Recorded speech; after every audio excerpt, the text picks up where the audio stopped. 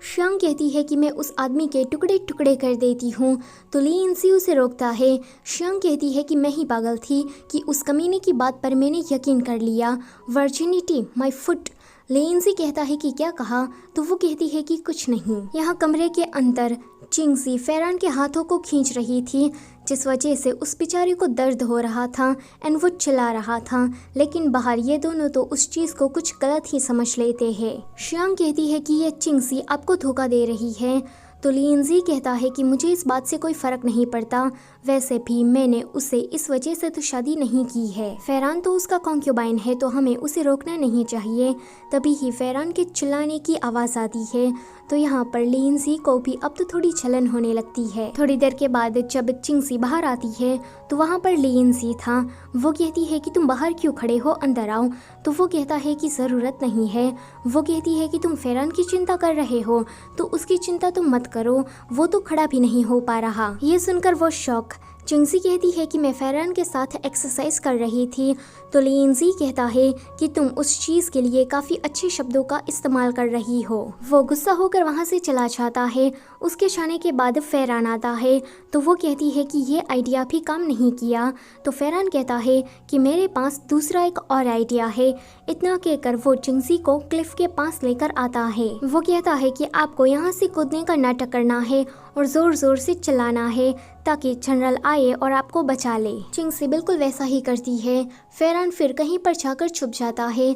तभी ही शियांग आकर उसे पकड़कर ले जाती है एंड कहती है कि दिन दहाड़े ये तुम कर क्या रहे थे। फेरान कहता है कि मैं जो भी करूँ इससे तुम्हें क्या, वैसे तुम होती कौन हो कंप्लेन करने वाली। शियांग कहती है कि फिर कल रात हमारे बीच में जो कुछ भी हुआ था वो क्या था।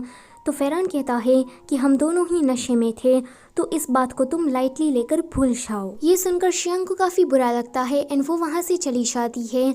फिर फेरान चिंगसी को देखने के लिए आता है, तो वो वहाँ पर नहीं थी क्योंकि चिंगसी तो पहाड़ से नीचे गिर गई थी। फेरान कहता है कि आप चिंता मत करिए, मैं आपको बचाने के लिए आ रहा हूँ।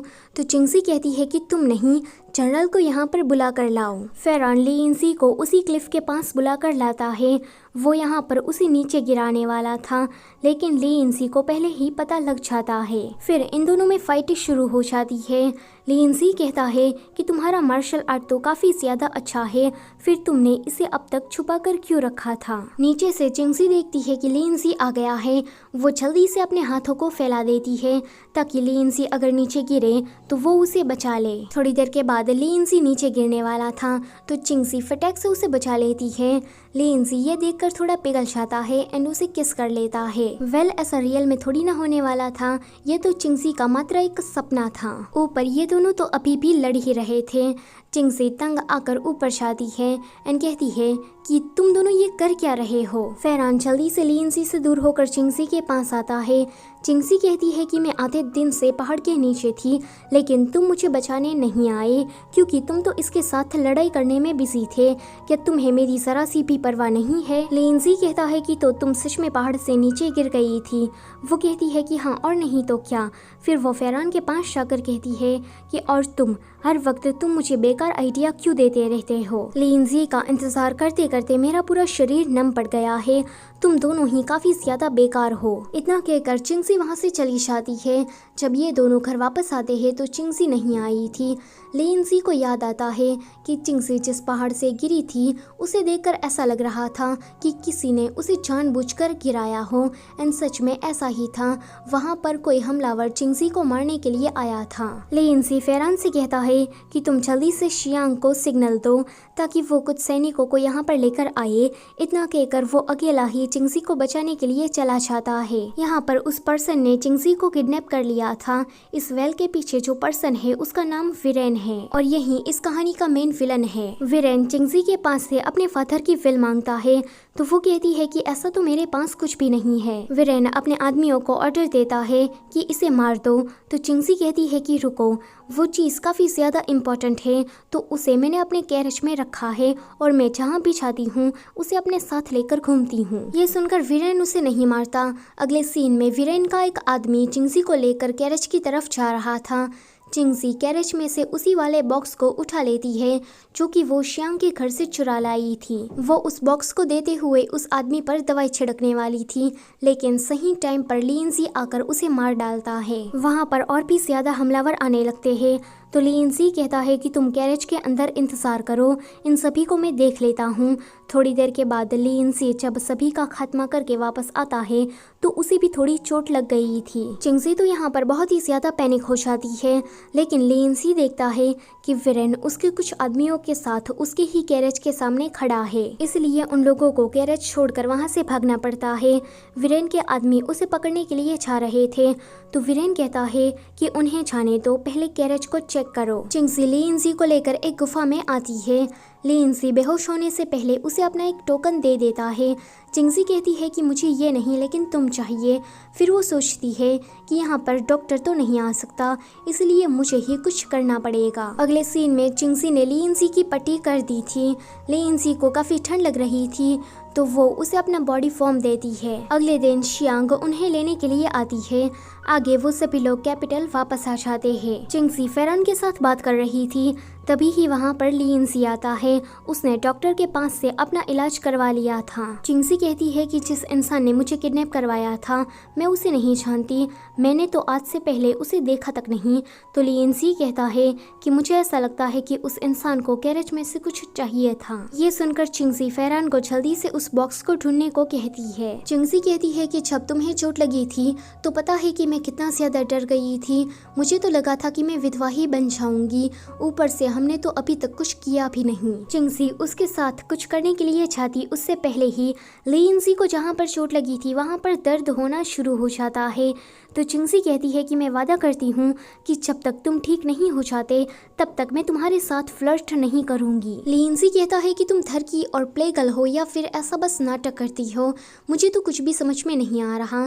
तो वो कहती है कि मुझे सच में तुम्हें जानना है, जब तुम यहाँ पर पहली बार आए तो तुमने टाइटल और रैंक नहीं मांगा, सीधा ये कहा कि तुम्हें मुझसे शादी करनी है। शादी के बाद तुमने मेरी काफ़ी मदद की, मुझे बुरे लोगों से बचाया, मुझे पता लग गया है कि तुम मुझे लेकर क्या फील करते हो।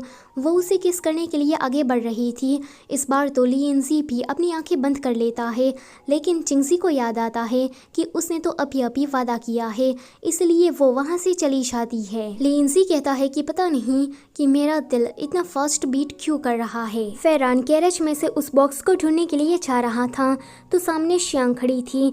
वो उसके साथ थोड़ी बहस करने के बाद गैरेज में घुस जाता है। वहाँ पर उसे वो बॉक्स तो नहीं मिलता, लेकिन लस्ट पाउडर जरूर मिल जाता है। वो श्यांग को गैरेज में बुलाता है एंड उसके ऊपर जैसे ही वो पाउडर छिड़कने वाला था तो हवा के झोंके के कारण आधा पाउडर उस पर भी उड़ जाता है। फिर होना क्या था, इन दोनों के बीच में फिर से एक कांड हो जाता है। चिंगजी सोच रही थी कि ये फेरान अभी तक बॉक्स लेकर वापस क्यों नहीं आया। जब वो उसे गैरेज की तरफ देखने के लिए जाती है तो वो ये नज़ारा देखकर काफ़ी ज़्यादा शॉक हो जाती है। वो उन दोनों को डांटने ही वाली थी, लेकिन फेरान खड़ा होकर कहता है कि हम दोनों सिर्फ साथ में सोए ही थे, तो इसमें हमने क्या गलत कर दिया, हम दोनों इस बात को भूल गए हैं, तो आप भी इस बात को ज़्यादा मत खींचिए। वो इतने कॉन्फिडेंस के साथ चिंगजी के सामने बात करता है कि चिंगजी उसे कहती है कि अब तो तुम भी मुझसे ज़बान लड़ाने लगे, लेकिन याद रखना आगे से ऐसा कुछ भी नहीं होना चाहिए। चिंगजी के जाने के बाद श्यांग कहती है कि तुम तो उसके कॉन्सर्ट हो, फिर भी उन्होंने हमें सज़ा नहीं दी, ये क्या इतना ज़्यादा आसान था। तो वो कहता है कि तुम जैसा समझ रही हो वैसे मैं और चिंगजी बिल्कुल भी नहीं है। यहाँ पर वीरेन उस बॉक्स को खोलने की काफ़ी ट्राई करता है, लेकिन वो बॉक्स उसे खुल ही नहीं रहा था। अगले दिन श्यांग फेरान के पास आकर कहती है कि क्या तुम्हें कल रात क्वीन ने सज़ा दी थी। तो वो कहता है कि नहीं। श्यांग कहती है कि यह तो अच्छी बात है, आज तुम काफ़ी ज़्यादा अच्छे लग रहे हो। तो वो कहता है कि मैं तो बचपन से ही काफ़ी हैंडसम हूँ। श्यांग उसे पूछती है कि उस रात हमारे बीच में सच में कुछ हुआ था। वो कहता है कि हाँ, और तुम क्या ही एक्सपेक्ट कर सकती हो। श्यांग काफ़ी शर्मा कर उससे बात कर रही थी। तो फेरान कहता है कि देखो मैं क्वीन का कॉन्सर्ट हूँ, लेकिन फिर भी मुझे लड़कियाँ पसंद है, लेकिन तुम जैसी नहीं, तुम तो एक लड़की हो ही नहीं। ये सुनकर श्यांग को काफ़ी ज़्यादा बुरा लगता है। और इसी के साथ पार्ट नंबर 4 होता है यहीं पर ही ख़त्म। वीडियो से जाने से पहले लाइक, शेयर और सब्सक्राइब करना मत भूलना। Thank you for watching.